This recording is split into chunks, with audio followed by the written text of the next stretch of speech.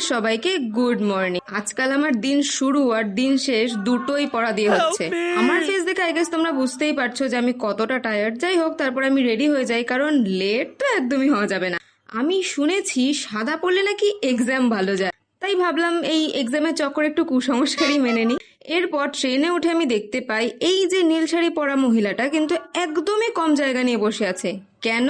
কারণ ইনি নিজের ব্যাগটা নিজের জায়গায় রাখতে পারছেন না। তো আমি বুঝি না যে এরা কেন এমন করে, কোলেও তো রাখা যায় নাকি ব্যাগটা। যাই হোক, এরপর আমাদের দুটো এক্সাম খুব তাড়াতাড়ি কমপ্লিট হয়ে গেল। আই মিন টাইম যে কখন কেটে গেল বুঝতেই পারলাম না। তো এখন যেতে যেতে শুকনো রাস্তা দেখে তো ভালোই লাগলো, বাট এখানে দেখো পুরো নদী হয়ে গেছে। আমি তো ভুলেই গেছিলাম যে আমি পালপাড়াতে আছি। ট্রেন আসতে একটু টাইম ছিল, তাই ভাবলাম একটু চা খেয়ে নি। আর এই গাছটাকে দেখতে পাচ্ছো, আমরা তো প্রথমে ভেবেছিলাম একটা দুটো বাসা হবে হয়তো, বাট না, আমরা গুনেই যাচ্ছি, বাসার শেষই হচ্ছে না। অ্যান্ড ফাইনালি আমি বাড়ি আসি, আর ওয়েদারটা জাস্ট দেখো কি যে দারুণ লাগছে দেখতে।